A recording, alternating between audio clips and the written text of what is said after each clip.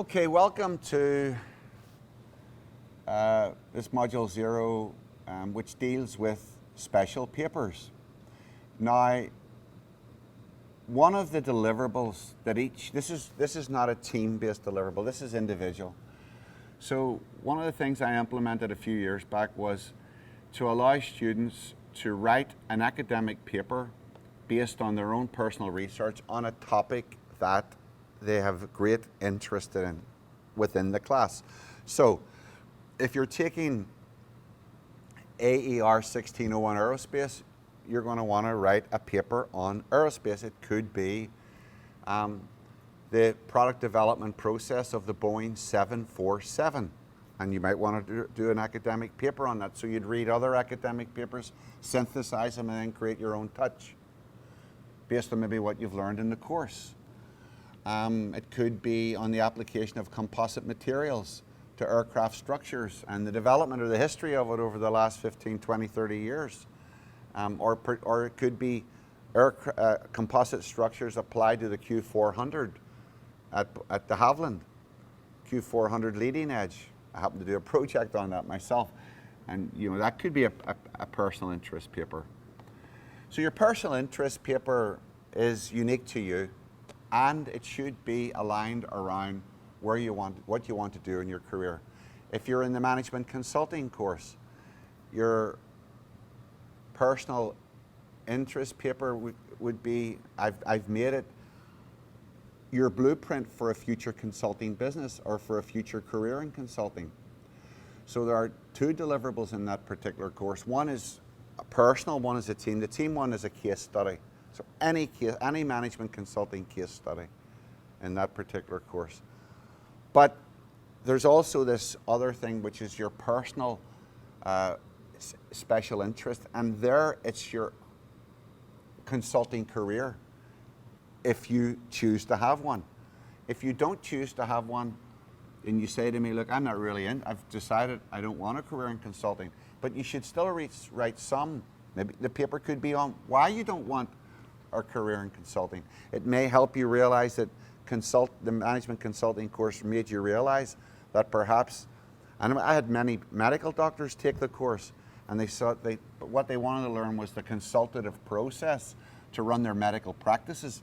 They were not interested in joining big six firms or strategy firms, the big four or the big four accounting consulting firms, KPMG, Price, PwC, Deloitte, Ernst & Young, EY, or McKinsey, or Bain, or Boston Consulting. They said, well, I don't know if I want a career in it, but I'm learning the consulting process, which is what they did. They learned how to work with clients and so on, but they wanted to do it for their medical practice, you see.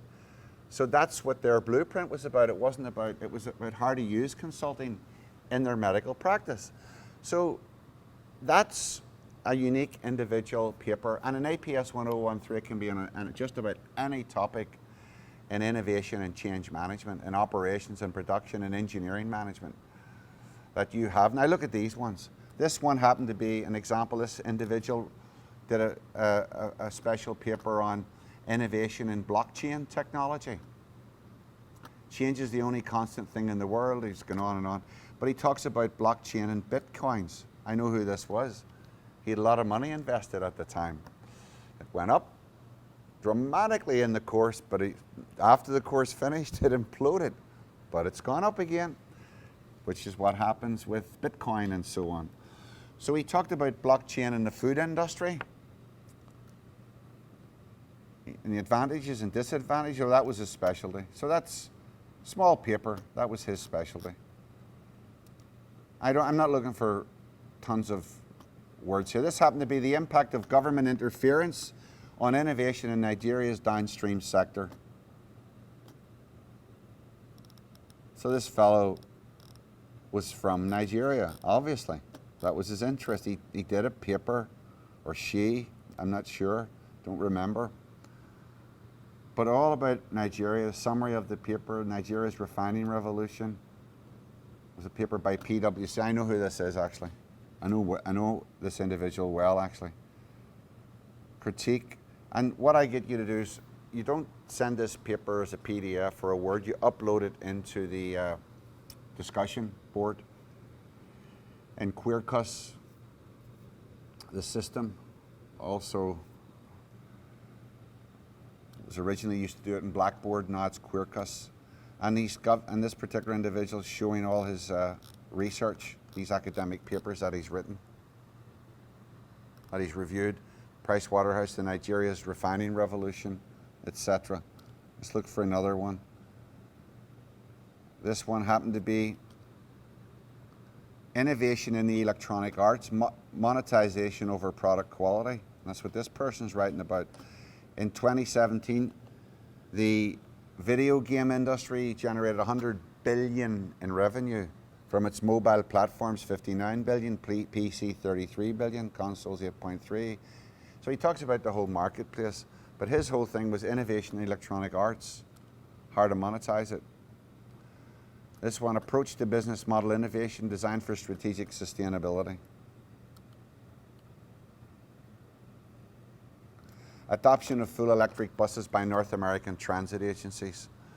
This is his particular paper. This one happened to attach a PDF. So let's see what the one thing I look for is good bibliography. That's a very long paper, you notice that? That's much longer.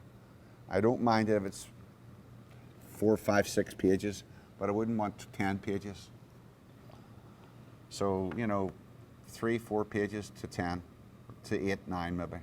If you hit 10, that's fine, but no more. So these were the papers that he reviewed, many from the internet, I've noticed. I have no problem with that as long as it's good, sensible. Well, he had many, actually. This fellow had an enormous amount of 13 in his bibliography. So I look for a bibliography and a special interest paper. The emerging business models for electric mobility. Oh, so this was actually an academic paper by these 3 individuals. And this student analyzed this academic paper. So he chose his special interest paper to be analyzing an existing academic paper, critiquing it. I don't mind that, but I'm looking for more. I'm looking for a special interest paper. Probably let him off with that at the time. But I'm looking for a special interest paper where you're coming up with a lot, maybe looking at 2 or 3 other papers. I can tell that he used that as his core, and he had these additional papers. So that's why he would have been okay. Because I'm looking for your ability to synthesize across multiple readings. And I have lots of examples. So there you go. This particular discussion board for CR1 was 86 pages. And that's because there's maybe 20 students. Be careful that this doesn't happen. When you put diagrams in, they don't come. I mean, if that happens and you find that whatever diagram you're pasting in to the discussion board in Quercus, you can send me a PDF. I'll accept that, no problem, and tell me, but do paste in all your words and then just say that figure 5 didn't come through. Usually, maybe it didn't in this occasion, but usually if you reload it, it does come through. So what was this one about? Okay.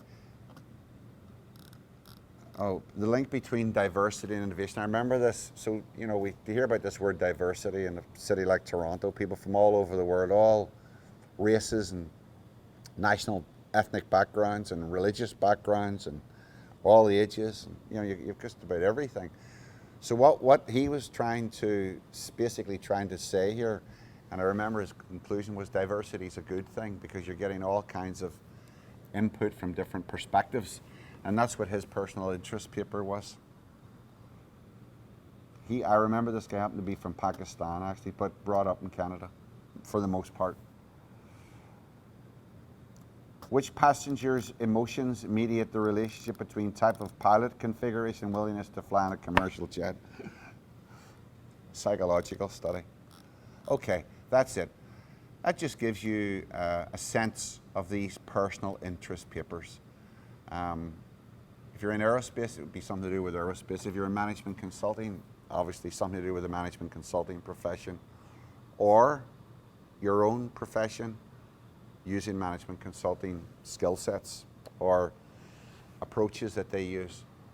And if you're APS 1013, applying innovation, obviously it's a much more general, can be a much more general paper on innovation. And it could be on conflict resolution, problem solving, can be in the automotive sector, Industry 4.0 applied to automotive. One student did the F-150. He was obsessed, this particular individual, about the F-150 truck, and he wanted to know, why is it the most popular vehicle on the planet? Why is it more, what's the reason? Of course, there's all kinds of cultural reasons why it is, and there's functional reasons. A big, giant truck, people in the country want to use these things for functional reasons, but also the big macho aspect of these trucks. Plus, they're well built, and they last, and they perform well. So it's a great engineered product, not just its look. So he did his special interest paper on that. So open your minds up and think about what would excite you and maybe would even help you launch your career. Thanks very much.